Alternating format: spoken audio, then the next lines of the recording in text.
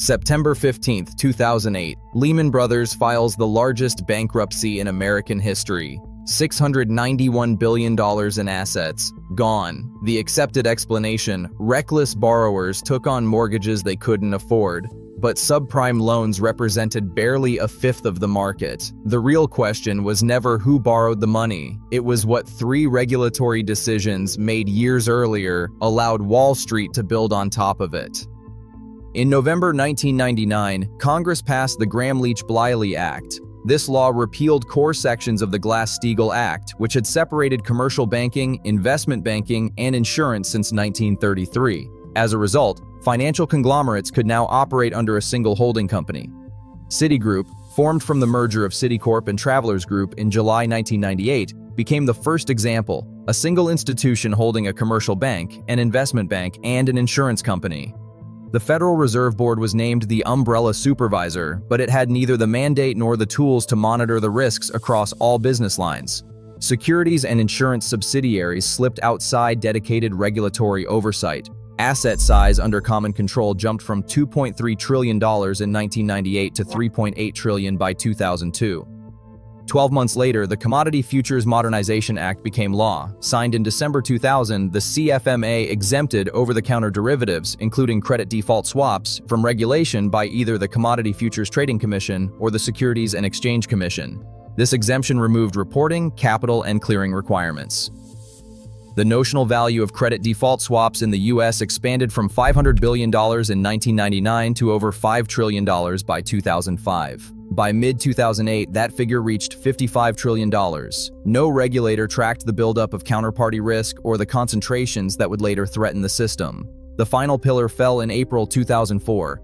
The Securities and Exchange Commission amended its net capital rule, Rule 15C3-1, to allow the largest broker-dealers, Bear Stearns, Lehman Brothers, Merrill Lynch, Goldman Sachs, and Morgan Stanley, to use internal risk models to determine capital requirements. This change raised the effective leverage limit from 12-to-1 to as high as 40-to-1. Broker-dealers could now hold much larger portfolios of mortgage-backed securities and other assets, funded with short-term borrowing. Commissioner Harriet Fisher dissented, warning that reduced capital buffers could amplify losses in a downturn. The majority, led by Chairman Christopher Cox, argued the rule would keep U.S. markets competitive with Europe. Within 2 years, the 5 largest firms had nearly doubled their balance sheet leverage. Together, these 3 regulatory decisions dismantled the barriers that had kept risk-taking, leverage, and complex derivatives in check. They allowed institutions to grow larger, more interconnected, and more opaque, laying the legal and structural groundwork for the crisis that followed. Between 2003 and 2006, mortgage origination in the United States shifted from a conservative, credit-focused enterprise to a high-volume pipeline designed for speed and scale. The removal of regulatory barriers had opened the door, but it was the actions of major lenders, Countrywide Financial under Angelo Mozilo, Washington Mutual led by Kay McFarland, and New Century Financial under Hugh Davis, that filled the pipeline with unprecedented velocity. During this period, the share of subprime mortgages among all new loans rose from 8% in 2003 to 22% by 2006. The absolute number of new mortgages exceeded 4 million in a single quarter by early 2006, with quarterly origination volumes surpassing $1 trillion. Lenders moved aggressively toward an originate-to-distribute model. Loans were no longer held on the books. Instead, they were packaged and sold to Wall Street within 30 to 45 days of closing. This rapid turnover was fueled by automated underwriting systems that allowed for stated income verification and ninja loans, products requiring no documentation of income, job, or assets. Countrywide's internal policy lowered debt-to-income caps and encouraged no-doc loans, while Washington Mutual expanded its quick-close programs that prioritized speed over scrutiny. New Century tied compensation directly to volume, offering tiered bonuses and front-loaded broker commissions for every loan closed above monthly quotas. Volume, not credit quality, became the metric that mattered. Underwriting standards deteriorated rapidly. Internal overlays and training manuals, later revealed in litigation, showed that quality control checks were routinely bypassed if the loan met minimal collateral or appraisal thresholds. Repurchase demands, where investors forced originators to buy back non-compliant loans, hit 12 to 15% at Countrywide and Washington Mutual by 2005. Yet the pipeline continued to grow, driven by the demand for mortgage-backed securities from investment banks eager to feed structured finance desks. Supervisory agencies such as the FDIC and OCC flagged excessive reliance on stated income and low documentation loans in their 2005 and 2006 examination reports. However, enforcement actions lagged behind origination growth. By the time the Consumer Financial Protection Bureau and FDIC published post-crisis findings, the damage from this surge in subprime and low-quality loans had already been embedded deep within the securitization chain. The system now depended on the ability to package, rate, and sell these loans at scale, setting the stage for the next phase of financial engineering. A pool of subprime mortgages, often totaling $1 billion, was the raw material for the next phase of financial engineering. Investment banks structured these pools into collateralized debt obligations, CDOs, using a tiered system known as tranching. The first $50 million formed the equity tranche. This slice absorbed the earliest losses and was typically retained by the sponsor or sold to hedge funds seeking high yields.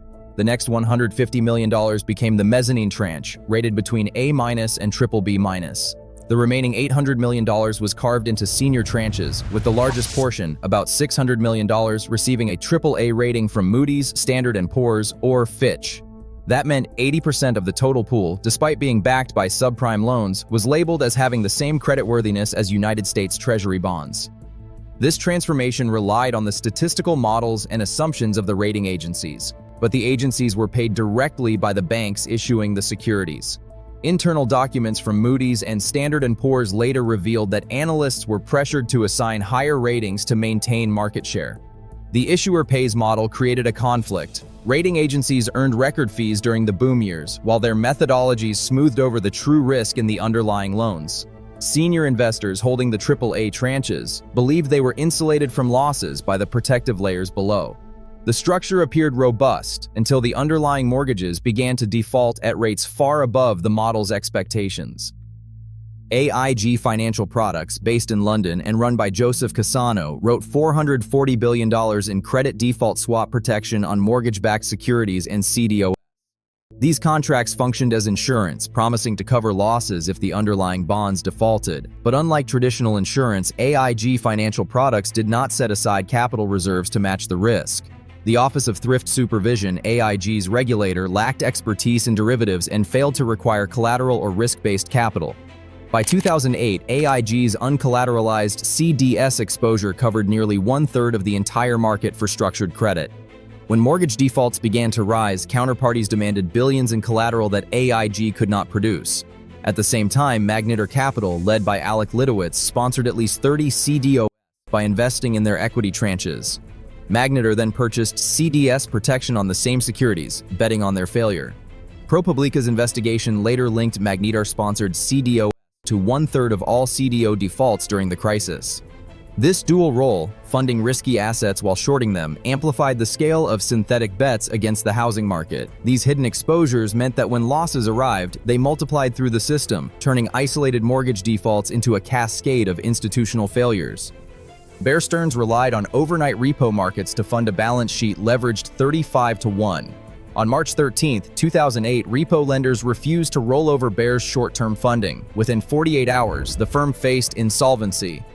The Federal Reserve, led by Timothy Geithner at the New York Fed, established Maiden Lane 1 to absorb $30 billion in illiquid assets. JP Morgan Chase acquired Bear for $2 per share on March 16.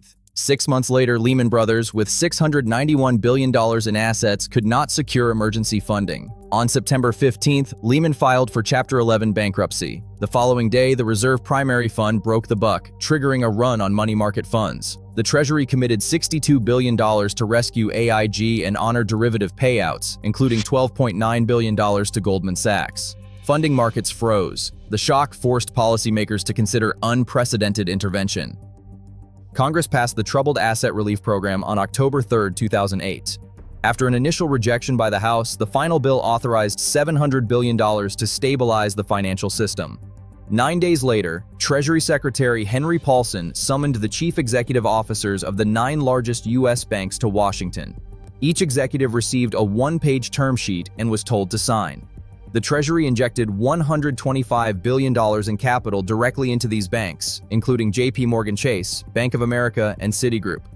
The move aimed to restore confidence, but the crisis had already crossed the Atlantic. European banks held nearly $1 trillion in U.S. mortgage-backed securities at peak exposure. UBS wrote down $50 billion. The Royal Bank of Scotland required a £45 billion rescue, the largest in British history.